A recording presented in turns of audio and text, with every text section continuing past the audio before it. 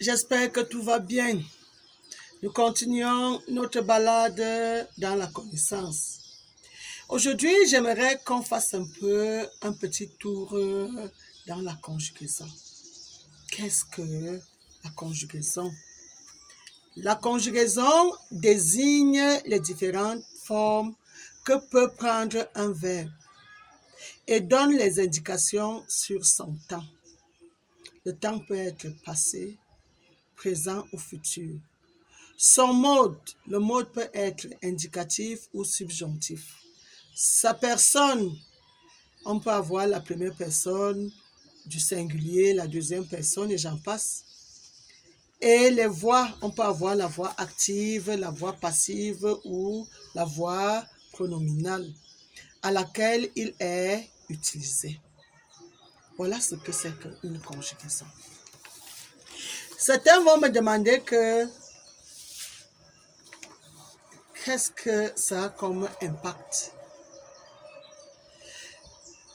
On ne conjugue pas les mots, je veux dire, on ne conjugue pas les noms, mais on conjugue les verbes.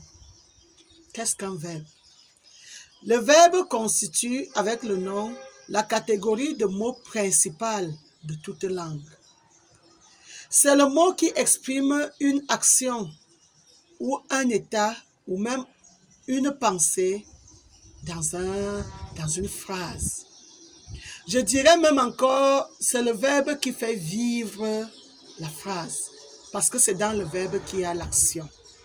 Et vous comprenez que l'action,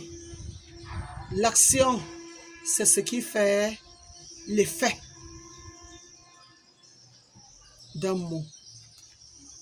Maintenant, quand on a compris le verbe, c'est le verbe qui est donc conjugué.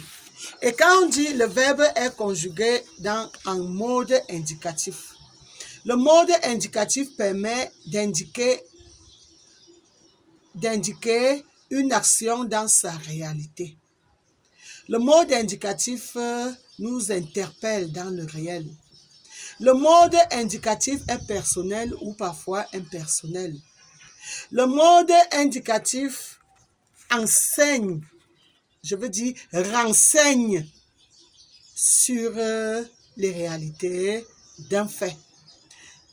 Le mode indicatif annonce les faits. Le mode indicatif présente les faits de façon objective, sans interprétation. Les faits réels tels qu'elles se sont passées ou tels qu'elles sont en train de se passer, c'est là où on utilise le mode indicatif. Le mode subjonctif maintenant, dans le mode subjonctif, il exprime un fait, pensé ou imaginé. C'est le mode de l'irréel, c'est le mode de l'incertitude, c'est un souhait, c'est une action envisagée, c'est une envie. Ainsi, lorsque nous avons un texte devant nous, celui qui lit est censé maîtriser toutes ces données. Ça veut dire que quand il entre dans la conjugaison, il doit pouvoir se retrouver dans ce qu'il lit. Comme dernièrement, je vous parlais des sens propres et des sens figurés. Le lecteur doit être capable de percevoir à quel moment on est dans le sens propre, à quel moment on est dans le sens figuré. Et tous ces verbes donc, qui sont conjugués dans les documents que certains lisent, il faut bien qu'ils aient un repère. Et même le repère, je vais chercher à quoi nous indique un repère. Le repère, c'est une marque ou un objet ou un indice permettant de nous orienter, nous situer, nous localiser dans l'espace et dans le temps. Le repère permet même de distinguer, le repère permet d'apercevoir. Le repère nous éloigne des folies Et lorsque on a un repère fixe, si on prend maintenant la conjugaison, le présent, si je prends la journée d'aujourd'hui comme mon repère, je saurais situer hier comme le passé, je saurais situer demain comme le futur et je saurais situer aujourd'hui comme mon repère. Ainsi, dans la lecture, qu'on puisse comprendre que ceci a été écrit à quel moment et que ce qui est conjugué dans le futur là, ce futur probablement a déjà eu lieu et ce passé, il peut être vraiment très lointain avant le passé qui est hier. Et ça permet donc au lecteur de ne plus s'embourber. Je vais un peu lire certains petits mots. Là, je suis dans la Bible. Ici, c'est la sagesse qui parle. L'Éternel me possédait tout au début de son activité, avant d'entreprendre les plus anciennes de ses œuvres. J'ai été établi dès les temps éternels, bien avant que la terre ne fût créée. Moi, j'étais déjà là, quand il fixa le ciel et qu'il traça un cercle autour de la surface du grand abîme. J'étais à ses côtés comme son maître d'œuvre. Quand il détermina les fondements du monde, j'étais là. Nous comprenons là que l'être qui parle à ce moment précis nous parle de ce qui s'est passé dans le passé. Et comme cet être est lié à l'Éternel, il y a une affinité entre la sagesse de Dieu et l'éternité de Dieu. Je suis sur le même passage. La sagesse dit, ce sont des paroles justes qui franchiront mes lèvres. Oui, ma bouche proférera la vérité. Et le mal fait horreur à mes lèvres. Mon palais proclamera uniquement ce qui est juste. Là, on est en train de parler du futur. Moi qui suis en train d'entendre les paroles de sagesse, que j'appelle affectueusement maman sagesse, ces paroles qui étaient écrites ici au futur, je suis en train de vivre ce futur dans mon présent. Ce qui ne peut pas être le cas pour tout le monde. Quelqu'un d'autre qui n'a pas encore entendu les paroles de maman sagesse, qui se contente de ses écrits, continuera à lire le futur. Et ce futur, dans sa lecture, semble interminable. Et que maintenant, lorsque moi, qui lis ces versets et qui est en train de vivre cela à l'instant, je peux changer le temps des écrits. Ça veut dire que je peux dire quoi maintenant? Ce sont des paroles justes qui franchissent mes lèvres. Ma bouche profère la vérité et mon palais proclame uniquement ce qui est juste.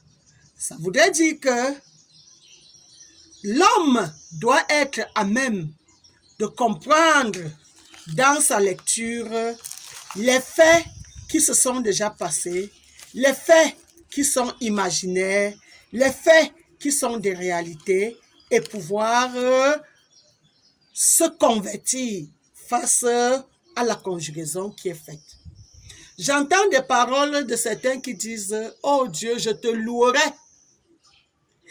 Qu'est-ce qu'il est en train de faire à cet instant précis? Au lieu de dire « je te louerai », mais qu'il soit en train de dire « je te loue ». Au lieu de dire « je te prierai », qu'il soit en train de dire « oh mon Dieu, je te prie » et qu'il engage une prière. C'est comme ça également que certains vont te dire que Marie a accouché déjà Jésus On a déjà connu toute l'activité de Jésus dans ce livre, mais on appellera toujours Jésus, on appellera toujours Marie, la Vierge Marie. Lorsqu'on parle de la virginité de Marie à ce moment-là, est-ce la virginité de son sexe? Est-ce la virginité de... Elle était ignorante de l'activité de son fils et que face à l'activité de son fils, elle fut vierge. Ou alors la virginité de son sexe. Si ceux qui sont en train de nous parler de ça nous orientent en disant c'est par rapport à l'activité, on serait d'accord que une mère peut ne pas maîtriser les réalités de l'activité de son fils lorsqu'il a une relation avec un être.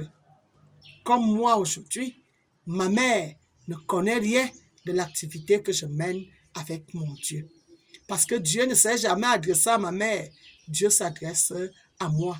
Donc si tu demandes à ma mère d'intervenir dans ma mission, ma mère est vierge dans cette mission, parce qu'elle n'a pas eu de contact avec l'être qui s'adresse à moi.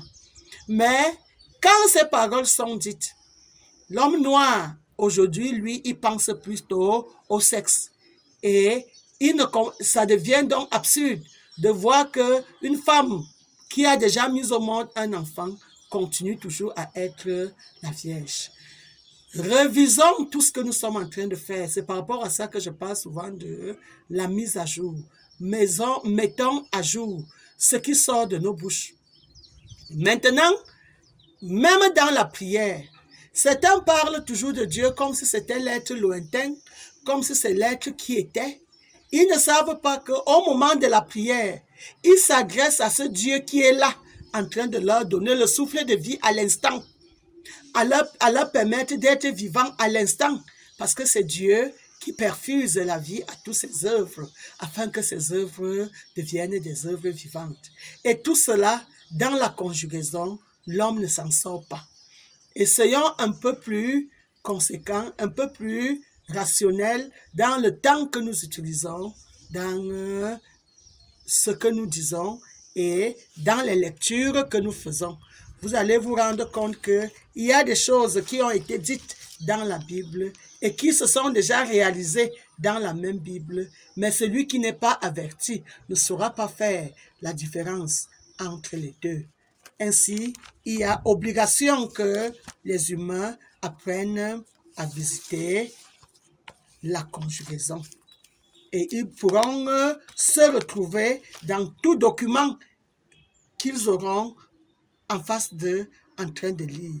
Ils pourront comprendre s'ils suivent ou s'ils veulent être connectés au fait qu'ils comprennent qu'ils peuvent être en retard ou ils peuvent être à l'heure ou alors ce qu'ils espèrent n'est pas encore arrivé.